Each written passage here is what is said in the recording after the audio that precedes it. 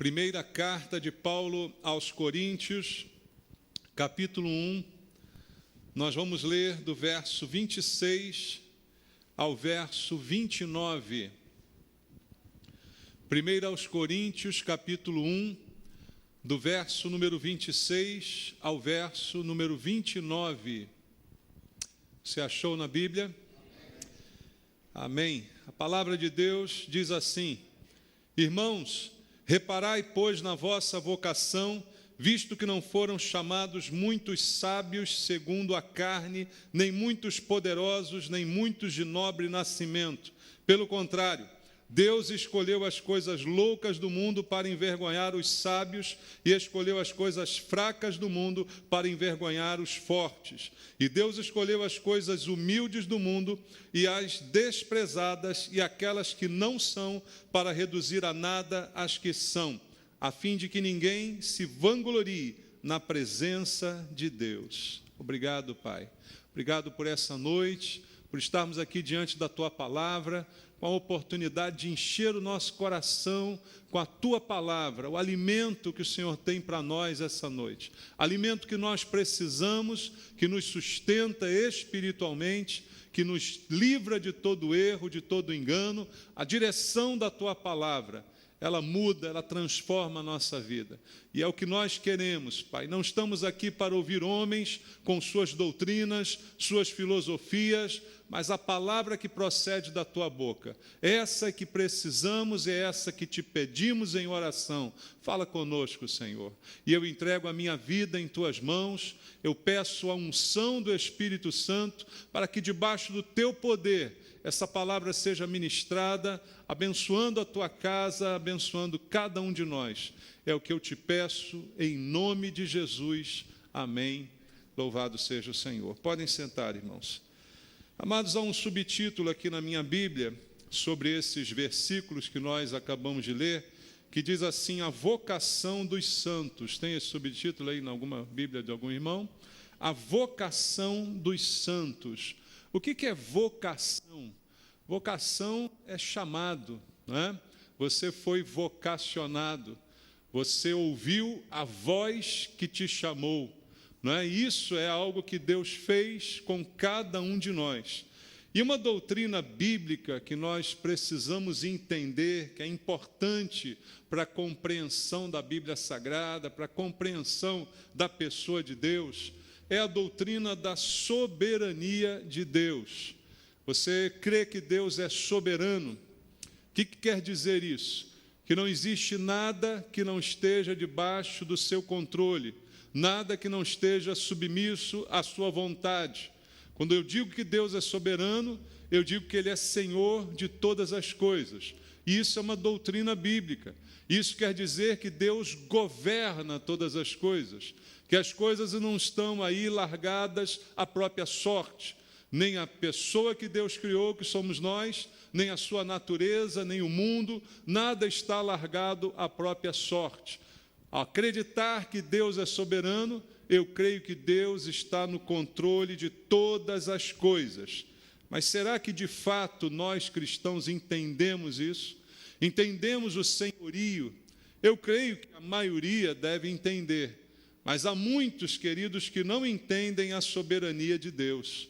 Há pessoas, há igrejas, há doutrinas que são ministradas por aí, em que as pessoas são levadas a acreditar que elas podem determinar a vontade de Deus, que elas podem dizer a Deus o que Ele deve fazer, que elas podem dar ordens, que elas podem declamar, decretar certas coisas e que Deus se vê obrigado, por sua palavra, a cumprir aquilo que a pessoa está dizendo.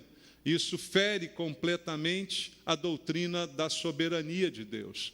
Há outras pessoas que imaginam Deus, mas um Deus que lhes é conveniente, um Deus que é concebido na sua própria mente, do seu jeito. Eu quero conhecer Deus, eu acredito em Deus, mas eu acredito em Deus da minha maneira. O meu Deus é diferente, de repente, do Deus que a Bíblia apresenta. A pessoa só olha para um aspecto de Deus. Ela só aprecia a bondade, a misericórdia, Mas quando ela vê na Bíblia afirmações da justiça, do juízo, aí ela fica chocada. Ela diz, não, esse não é o meu Deus é o Deus da bondade, o meu Deus é o Deus da misericórdia, é o Deus bonzinho. Ela não consegue entender a plenitude da soberania de Deus em todas as áreas de atuação. Então, nós precisamos entender isso para que o nosso relacionamento com Deus seja correto. Eu preciso entender que Ele é criador de todas as coisas, como diz a Bíblia, e também mantenedor de todas as coisas. Aquele que mantém, aquele que sustenta todas as coisas. É algo que a Bíblia também afirma sobre Deus. Diz a Bíblia que Deus é o dono de todas as coisas. No Salmo 24 está escrito, do Senhor é a terra, e todos os que habitam nela, toda a sua plenitude, tudo que existe pertence a Deus. Nada foi dado por Deus a ninguém, tudo pertence ao Senhor. Tudo é parte dessa doutrina. Entendendo a soberania, eu entendo que Deus governa, eu entendo que Deus escolhe, que Ele decide segundo os seus próprios critérios. A gente tem um senso de justiça que nem sempre bate com o senso de justiça de Deus. E aí começamos a julgar as coisas segundo a nossa justiça e não segundo a justiça de Deus, que sabe todas as coisas. Aí você começa a entender os atributos de Deus, que é onisciente, está consciente de tudo, é onipresente, está presente em todos os lugares e também é todo poderoso. Tudo isso são doutrinas básicas da Bíblia Sagrada que nós precisamos entender. E dessa maneira, entendendo essa doutrina, é que nós vemos um texto como esse do apóstolo Paulo, em que diz ele que Deus tem escolhido os seus servos. É muito comum nós vermos na Bíblia esse termo escolhidos. Você foi escolhido por Deus. Jesus disse aos seus discípulos, não foram vocês que me escolheram, mas fui eu que os escolhi. Por que Deus pode falar dessa maneira? Porque Ele tem autoridade para isso. Isso está relacionado à doutrina da soberania de Deus. Então, Deus escolhe, Deus faz, Deus ordena, assim que Ele age, ninguém pode contestar uma escolha e uma decisão sua. Só que, para entender plenamente essa escolha de Deus, eu preciso entender um outro princípio. Deus deu ao homem liberdade de arbítrio. O que significa isso? Que o homem é livre para exercer a sua vontade. Claro que a vontade do homem nunca vai suplantar a vontade de Deus, mas o homem tem liberdade de escolher. Então Deus escolhe o homem, mas o homem tem liberdade de aceitar ou recusar essa escolha. Veja, Jesus não disse aos discípulos que Ele os escolheu? Não disse isso, eu citei para você o versículo, não foram vocês, fui eu que escolhi vocês. Entre os discípulos estava um camarada chamado Judas Iscariotes. Estava ou não? Ele foi escolhido? Foi ou não foi? Ou foi sorteado? Ele foi escolhido, não foi? Mas ele aceitou essa escolha? Não, ele recusou essa escolha. Então é uma evidência do livre-arbítrio sendo exercido pelo homem, mesmo por aquele a quem Deus escolheu. Então, o homem é livre para acolher essa escolha ou para sofrer as consequências de recusar essa escolha. Veja o que diz a Bíblia no livro do Apocalipse, capítulo 22, lá no final da sua Bíblia. Apocalipse, capítulo número 22, o último capítulo da Bíblia, a partir do versículo 14 até o versículo 17. Diz assim: bem-aventurados aqueles que lavam as suas vestiduras no sangue do Cordeiro, para que lhes assista o direito à árvore da vida e entrem na cidade pelas portas. Fora ficam os cães, os feiticeiros, os impuros, os assassinos, os idólatras e todo aquele que ama e pratica a mentira. Eu, Jesus, enviei o meu anjo para vos testificar estas coisas às igrejas. Eu sou a raiz e a geração de Davi, a brilhante estrela da manhã. O Espírito e a noiva dizem, vem. E aquele que ouve, diga, vem. E aquele que tem sede, venha. E quem quiser, receba de graça a água da vida. Qual o detalhe aqui? Quem quiser. A oferta foi feita. Qualquer um pode querer, mas há pessoas que não querem. Então ficam de fora, juntamente com os cães, com os feiticeiros, com os impuros, assassinos, idólatras e todo aquele que ama e pratica a mentira. Então veja a soberania de Deus. É soberano para escolher o homem, escolheu salvar o homem, escolheu se dar em Cristo pelo homem, mas o homem pode escolher um outro caminho. Pode escolher não beber de graça a água da vida que é oferecida. Pode escolher ficar fora do acesso à árvore da vida, como diz o texto que nós acabamos de ler. Então, se trata, queridos, também de escolhas. Escolhas de Deus e escolha do homem. O bom é quando nós casamos as nossas escolhas com as escolhas de Deus. Aí é sucesso 100%. Quando as nossas escolhas coincidem com as escolhas de Deus, aí não há como a coisa dar errado. Entende isso? Mas o texto trata desta situação.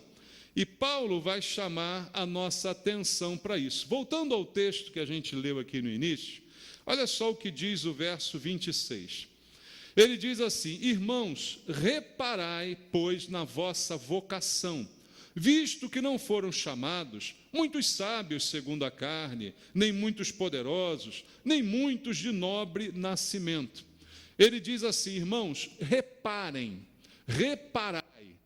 O reparar aqui é um sentido de observar com cuidado. Observe com cuidado a sua vocação. O que é vocação mesmo? Chamado. A voz que te chamou. A vocação vem de voz. Voz que te chamou. Observe atentamente, com cuidado, a sua vocação, a sua chamada.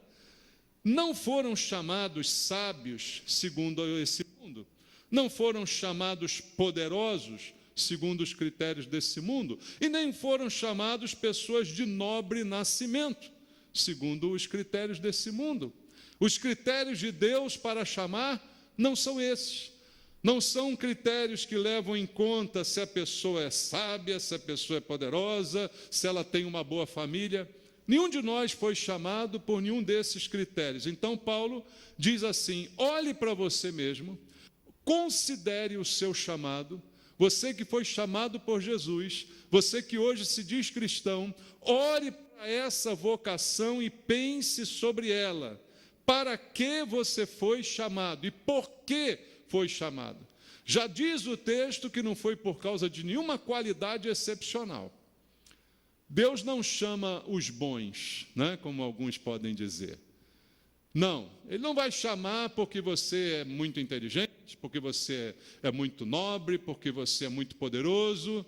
Não, porque todas essas coisas quem dá é Deus. Sabedoria quem dá é Deus. Poder quem dá é Deus. Não é? E nobre nascimento não adianta nada se você não nascer de novo, como Jesus disse a Nicodemos.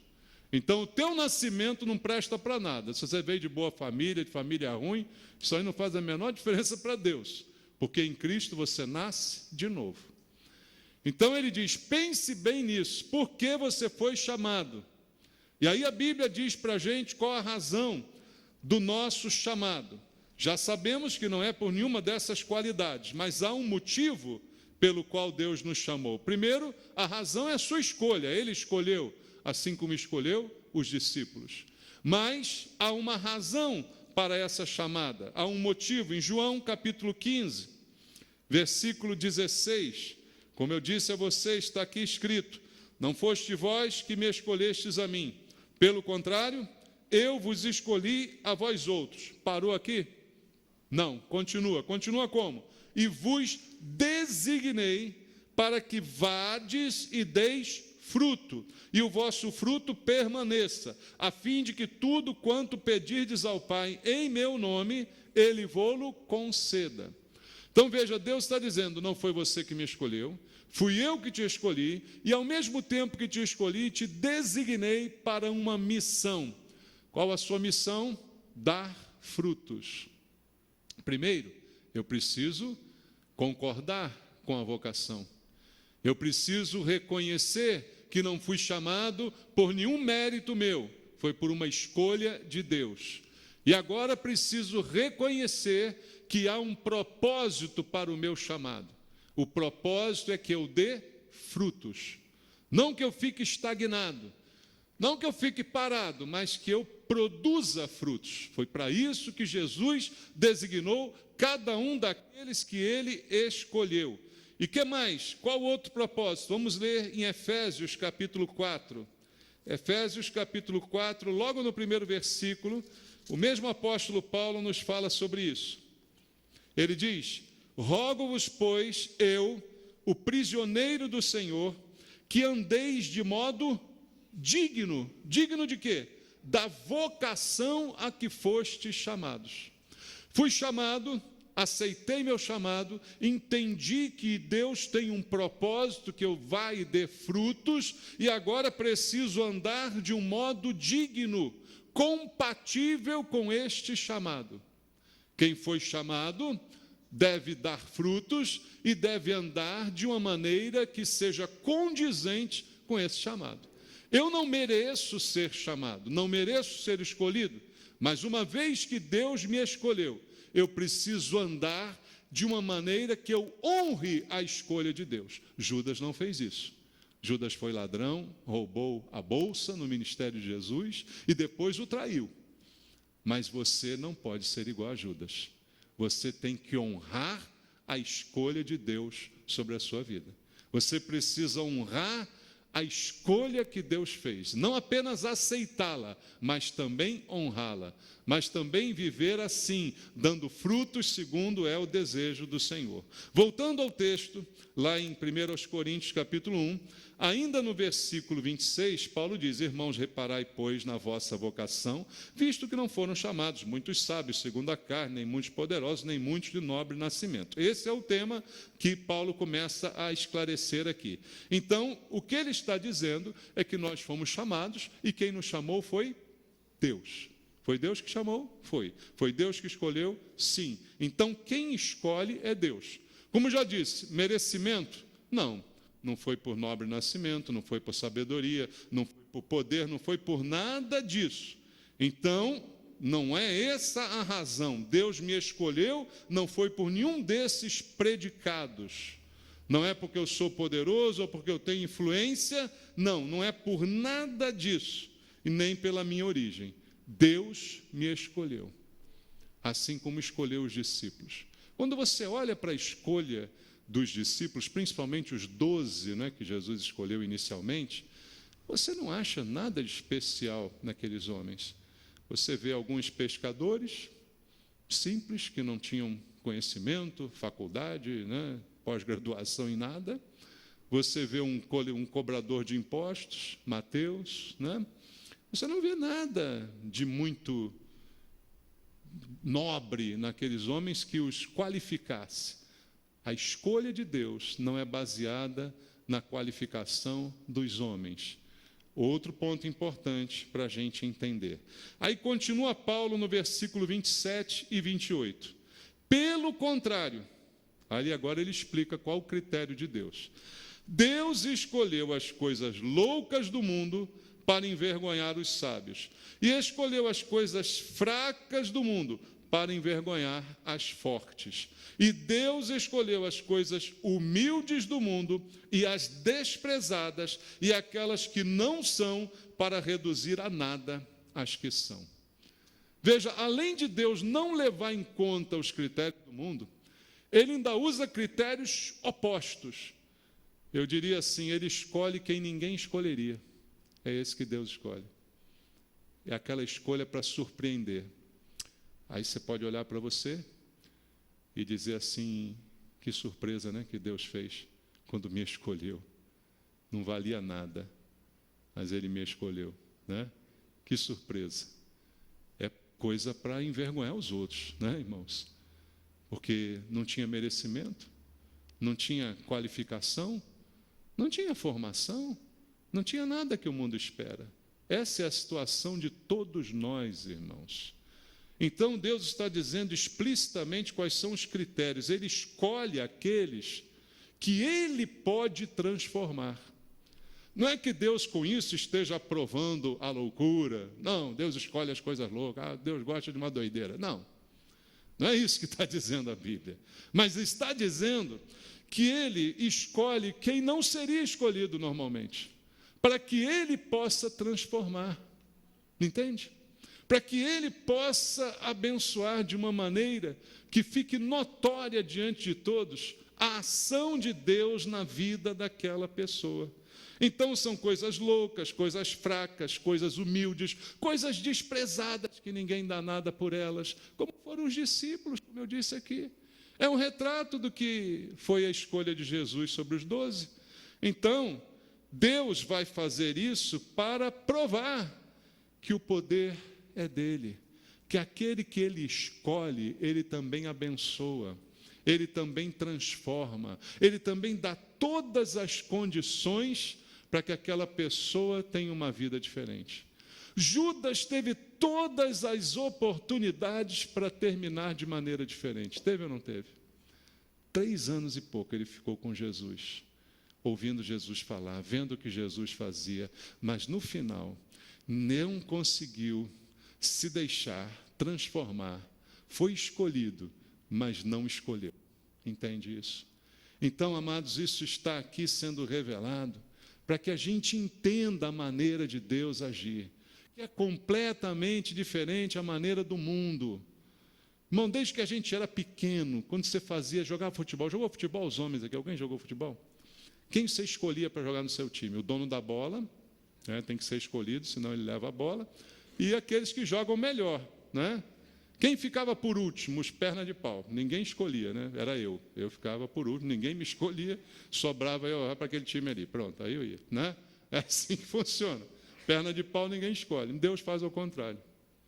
Ele escolhe o perna de pau para transformar ele, entendeu? Para transformar no Neymar. Deus faz o contrário. É assim que as coisas de Deus são, irmãos. Então não é pelo mérito de ninguém. É como diz a Bíblia, a salvação é pela graça. Não é para que alguém se glorie, eu fui salvo porque eu sou o cara. É para reconhecer a ausência total de merecimento da nossa parte. O fato de você ser cristão é porque Deus escolheu as coisas loucas. E uma das coisas loucas era você. Você era uma coisa louca, sabia disso? E Deus escolheu você. Você que talvez fosse alguém humilhado, desprezado, alguém que nunca teve uma oportunidade, Deus escolheu você para te dar uma oportunidade de ser alguém, de ter respeito, né? Você pode não ser rico, mas você tem decência, você anda com a vocação, do modo digno pela vocação ao que foi chamado. Então, mesmo sem ter grandes predicados, Deus dá a chance de qualquer um se tornar alguém, porque Ele trabalha para que isso aconteça. O apóstolo Pedro nos diz em 1 de Pedro, capítulo 5, verso 5, veja só o que está escrito aqui. Esse critério de Deus é para provar isso que Pedro está dizendo. 1 de Pedro 5,5, Pedro fala assim: rogo igualmente aos jovens, sede submissos aos que são mais velhos, outrossim no trato de uns com os outros, cingi-vos de todos de humildade, porque Deus resiste aos soberbos, contudo aos humildes concede a sua graça. O soberbo, Deus dá um chega para lá nele. mas ao humilde Deus chama para perto de si, chama para colo, entende isso? Esses são os critérios de Deus para a sua escolha. Deus vai escolher aqueles que vão depender dele. Irmãos, a vida de um escolhido é uma vida de dependência de Deus.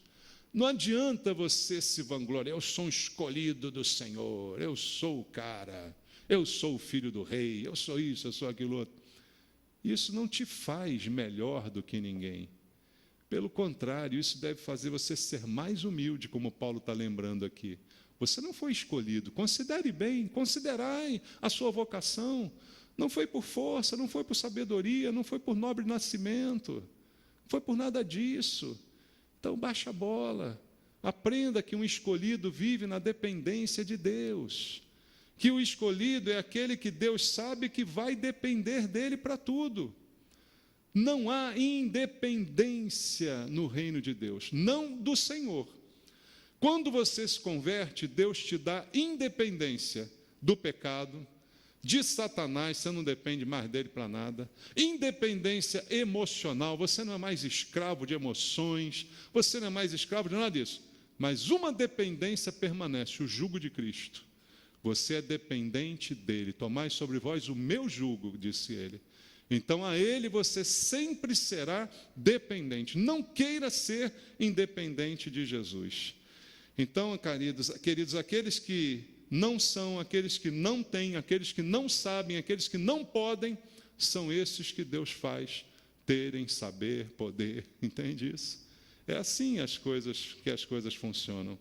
É assim, desse jeito, que Deus faz a sua escolha. Aquele que não sabe, que não pode, é aquele que vai poder dizer, como Paulo, tudo posso naquele que me fortalece. Não porque eu sou bom, não porque eu sou forte, mas porque há alguém que me fortalece.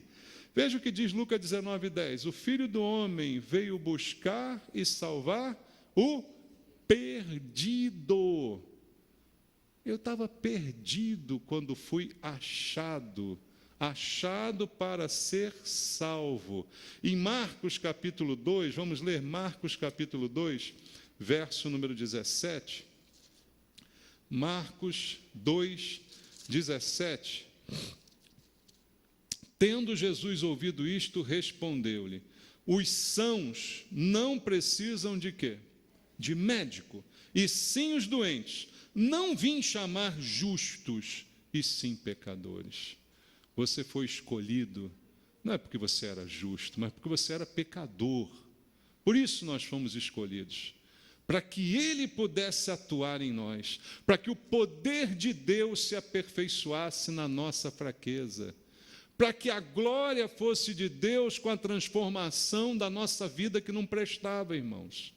Esse é o critério da escolha de Deus. E a pergunta para a gente refletir é: como é que nós temos visto essas coisas? Considere, diz Paulo, a sua vocação. Como é que isso tem se aplicado na nossa vida? São fracos como nós, que se tornam mais do que vencedores, como diz a Bíblia. Como foi o caso do apóstolo Paulo, que disse essas palavras, mas que aprendeu a viver contente em toda e qualquer situação, que aprendeu que o viver era Cristo, que o morrer era lucro. Então foram pessoas assim que foram de fato transformadas. Há um versículo lá em Isaías capítulo 6, veja, isso não é coisa do Novo Testamento, isso é coisa de Deus, tanto no Antigo quanto no Novo, o padrão é o mesmo. Deus não mudou o padrão de escolha do novo para o antigo ou do antigo para o novo. Em Isaías capítulo 6, na chamada de Isaías, no versículo 5, está escrito: então disse eu, ai de mim, estou perdido, porque sou homem de lábios impuros e habito no meio de um povo de impuros lábios, e os meus olhos viram o Rei, o Senhor dos exércitos. Isaías com lábios impuros, ele reconhecia a sua fraqueza. É diferente, Deus vai chamar Isaías, aí imagina Isaías dizendo assim: poxa, Senhor, demorou a me reconhecer, hein? O Senhor demorou a me notar. Poxa, estou aqui nesse banco há um tempão. O Senhor não me dá nenhuma oportunidade, né, Deus? Demorou, hein, para ver qual era bom. É isso? Não. Quando ele vai chamar Isaías, não, Senhor, que isso? Deve ser engano. Não é comigo, não. Eu sou homem de lábios impuros. Habito no meio de um povo também impuro. Mas é esse que Deus escolhe. Coisas loucas para confundir as coisas sãs, sábias. É assim que as coisas são no reino de Deus. Olha outro exemplo, falando aí da família, né? Juízes. Abra sua Bíblia em Juízes, capítulo 6.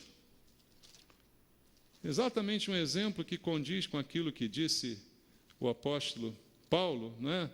Não foi por causa de uma nobre origem que você foi chamado. Juízes, capítulo 6, versículo 15 e 16. Juízes, capítulo 6, 15 e 16, diz assim: E ele lhe disse: Ai, Senhor meu. Quando diz um ai, já está o cara se tremendo todo, né? Igual Isaías. Ai, meu Deus, o que eu fiz, né? Com que livrarei a Israel? Eis que a minha família é a mais pobre em Manassés, e eu, o menor da casa de meu pai. Tornou-lhe o Senhor: já que eu estou contigo, ferirás os midianitas como se fossem um só homem. Quem falou isso aqui para Deus? Foi Gideão. Você viu o que Deus fez através de Gideão? Coisas maravilhosas. Mas quando Deus chamou Gideão, ele demorou para acreditar que era com ele, irmão. Ele disse: eu não tenho qualificação nenhuma. Eu não sei lutar, não sei segurar numa arma, não sei fazer nada disso. E ele ficou provando: não, Senhor, eu quero uma prova, que é isso mesmo. E molha o bocado, e não molha, e molha em volta, e molha... Me lembra as provas que ele fez lá com Deus? Por quê?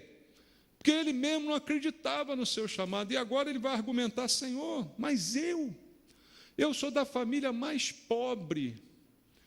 Irmão, Deus não chama a pessoa de família rica, nem de família pobre, nem porque é bonito ou porque é feio. Isso não entra no critério de Deus.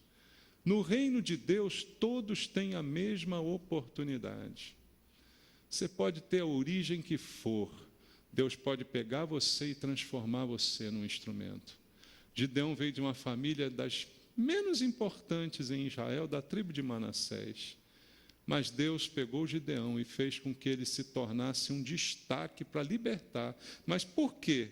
Ele disse aqui a Gideão: já que eu estou contigo, é só o que você precisa. Já que eu estou contigo, você vai ferir os midianitas como se fosse um homem só. Não é você, não é a tua força, não é a tua sabedoria, a tua eloquência, é Deus contigo. Se Deus estiver contigo, pode vir Golias, como veio com Davi, pode vir gigante, pode vir o que for. Você vai ganhar como se fosse um passarinho. Entendeu isso? Assim são os critérios de Deus. Deus, irmãos, escolhe aqueles que estão prontos para reconhecer que não merecem, prontos para perder tudo. E não aqueles que querem ganhar tudo, querem recompensa, querem reconhecimento. Todos os que chegaram a Jesus pedindo recompensa e reconhecimento foram por ele repreendidos. Até seus discípulos. Você lembra da história da mãe dos dois lá que foi para Jesus? Senhor, permite que os meus filhos, um sente à tua direita, à tua esquerda, no teu reino.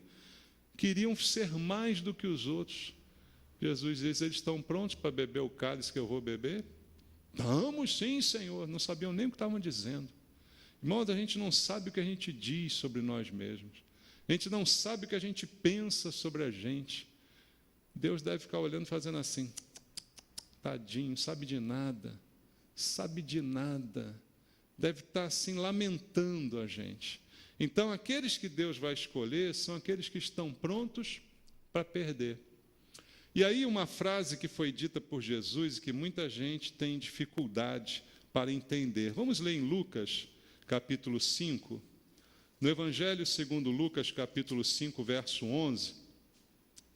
Veja o que está escrito aqui. Lucas, capítulo 5, verso 11.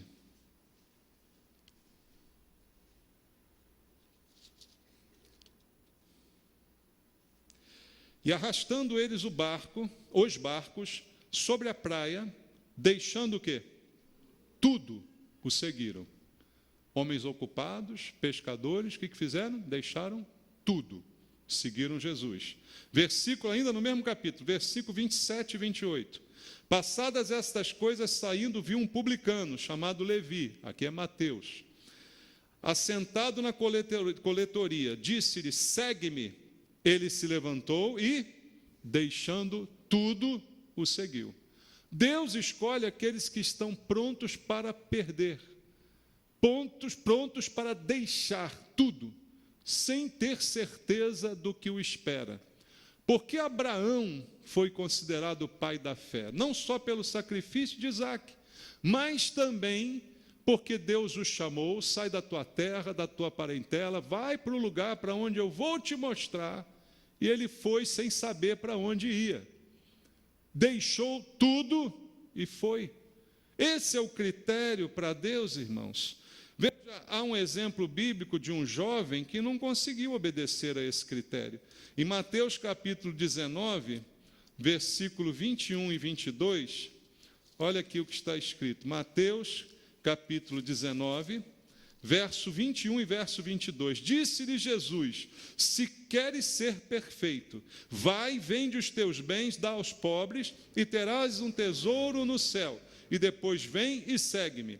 Tendo, porém, o jovem ouvido esta palavra, retirou-se triste por ser dono de muitas propriedades. Veja, Jesus não está falando aqui para seguir Jesus, você tem que dar seus bens aos pobres, não é isso. É uma contrapartida entre uma atitude e outra. Mateus, Pedro, deixaram tudo e seguiram. O jovem rico não quis deixar nada e não seguiu. Entende a diferença? Não quis perder nada e não seguiu. E Jesus disse depois aos discípulos, aquele que perder, aí ele cita um monte de coisa, né? Casa, pai, mãe, filho, ganhará 100 vezes mais depois. Então não se perde na verdade, mas tem que crer. Então a escolha é para aquele que deseja e que aceita perder. Agora vamos entender Lucas capítulo 14. Lucas capítulo 14, verso 33. Lucas 14, verso número 33, diz assim, assim, pois, todo aquele que dentre vós não renuncia a tudo quanto tem, não pode ser meu discípulo. Como eu disse, é um versículo difícil de entender para alguns. Porque a pessoa fica, poxa, então quer dizer que para seguir Jesus tem que renunciar a tudo. Mas o que é esse renunciar a tudo? É a disposição de perder. É igual a Abraão, lembra Abraão? Deus diz, olha, me dá Isaque. E ele não discute, ele vai lá e entrega Isaque. Ou seja, a disposição já estava vista por Deus. Foi preciso? Não foi. Deus disse, pode parar, eu já vi. Então, a disposição é aquela que Deus quer ver. Não é a perda literal, mas é a disposição. Só perde alguém alguma coisa por aquilo que acredita. Quem dá a sua vida? A Bíblia mesma diz. Quem dá a sua vida pelos seus amigos? Jesus. Quem dá a sua vida por Jesus? Aquele que acredita em Jesus. Por que o muçulmano enche o corpo de bomba e dá a sua vida, tirando a vida de um monte de gente? Porque ele acredita naquilo. Então, ele está disposto a perder. Pena que é por uma causa falida, né? Errada, demoníaca. Mas essa mesma disposição é o critério da escolha do nosso Senhor. E veja, para a gente terminar, Lucas capítulo 9, verso 23. Lucas 9, 23. Agora a gente consegue entender versículos como esses.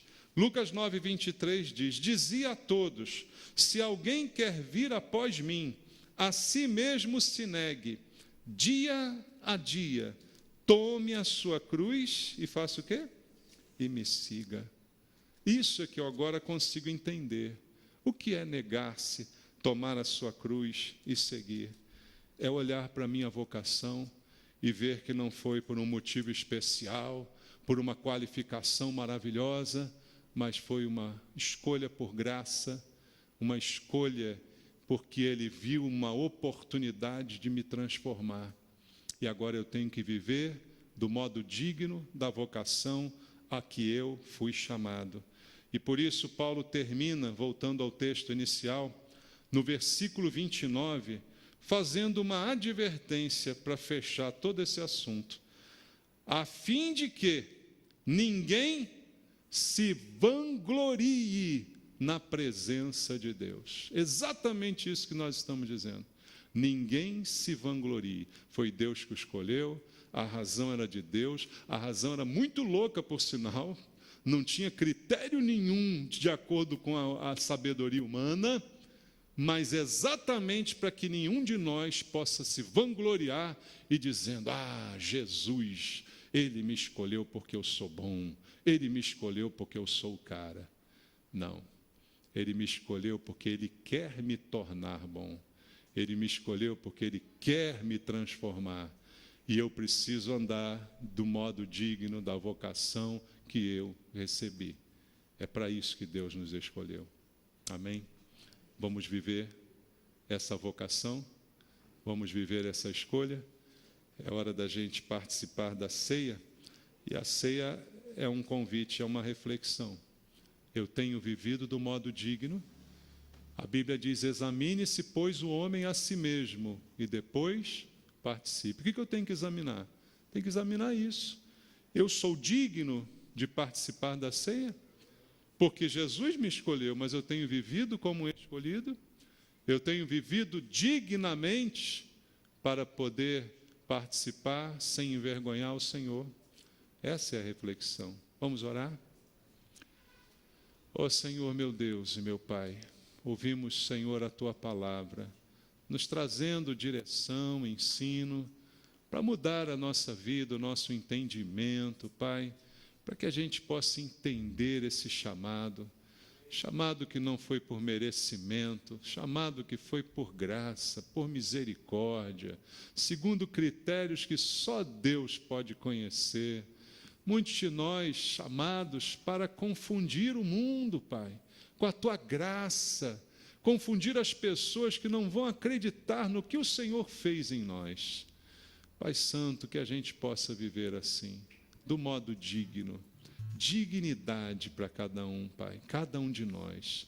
Viva de um modo digno, viva como cristão, Pai.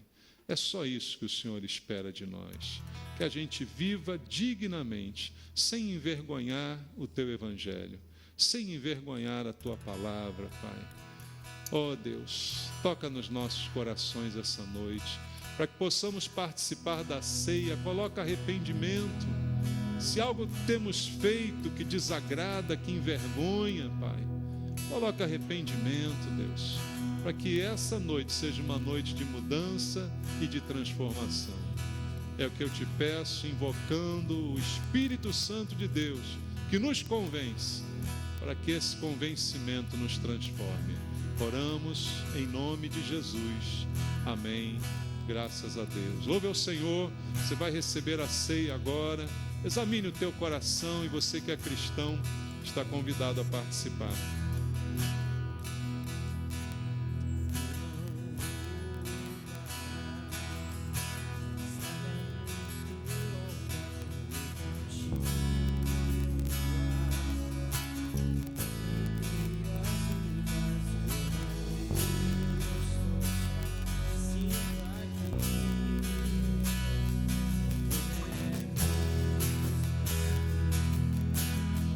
Quantas aflições eu tenho que enfrentar, mas o Senhor está sempre a me proteger. Te sinto aqui. Quando o vento sopra contra mim, os problemas tentam me abater, eu me lembro, grande eu sou, me enviou. Eu tenho um chamado, jamais vou me calar. Eu tenho um chamado, o Evangelho anunciar. eu fui escolhido. Do ventre da minha mãe, eu sei que Deus não abre mão de mim, não.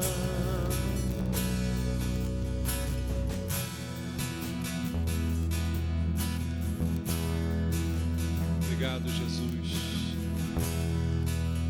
Obrigado por esse chamado, Senhor. Obrigado, Deus. Que nenhum de nós venha te envergonhar, Pai. Que nenhum de nós seja motivo de vergonha para o Senhor. Fala ao nosso coração, Senhor. Fala, Pai. Fala pelo Espírito Santo. Convence. Se o Senhor não convencer, não há quem mais possa nos convencer. Se há algo para mudar, só o convencimento do Teu Espírito pode operar essa maravilha em nossas vidas. Tem misericórdia, Senhor, de nós, ao participarmos da Tua mesa, que um senso de responsabilidade esteja presente sobre a nossa vida, meu Deus, para que não venhamos a participar indignamente, como diz a Bíblia, para não sermos réus do corpo e do sangue do Senhor. Ninguém participa indignamente, mas que nós possamos agora reconhecer as nossas falhas, pedir perdão ao Senhor, clamar pela Tua misericórdia, Pai. Tem misericórdia de nós. Abençoa, Senhor, o pão que partimos e aquilo que ele representa, o Teu corpo, que foi dado por nós, que sofreu em nosso favor. Que ao participarmos deste pão, possamos lembrar, Deus, do Senhor, em Tua memória, tudo aquilo que foi conquistado na cruz por nós, o castigo que valeu a pena pelo perdão dos nossos pecados. Tem misericórdia de nós, Senhor. Abençoa esse momento, em nome de Jesus. Amém. Participemos do pão.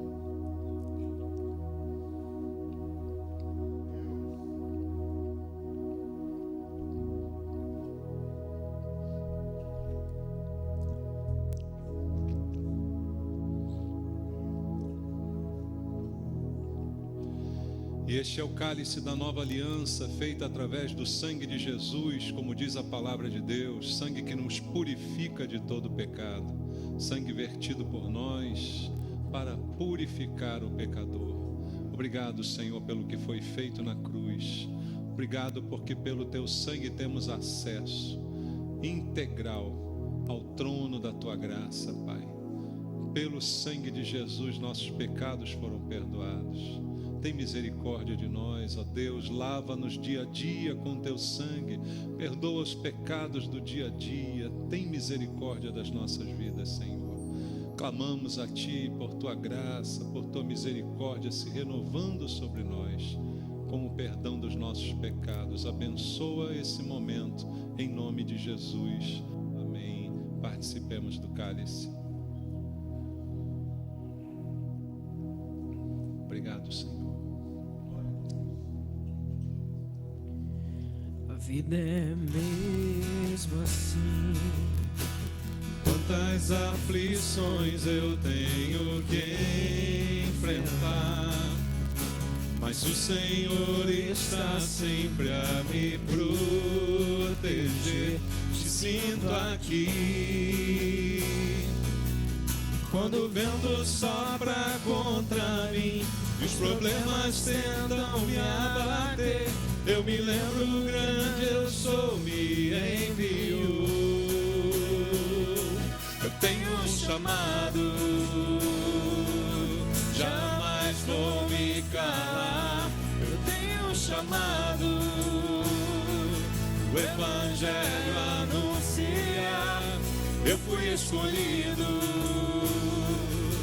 do ventre da minha mãe. Eu sei que Deus não abre mão de mim, não. Há muito pra fazer, não há mais tempo pra olhar atrás. Eu tenho um chamado, jamais vou me calar. Eu tenho um chamado, o Evangelho anuncia. eu fui escolhido no ventre da minha mãe. Eu sei que Deus não abre mão de mim, não. Eu sei que Deus não abre mão de mim, não. Eu sei que Deus não abre mão de mim, não. Eu tenho um chamado. Obrigado, Jesus. Obrigado, Senhor. Recebe o nosso culto essa noite. Glória a Deus.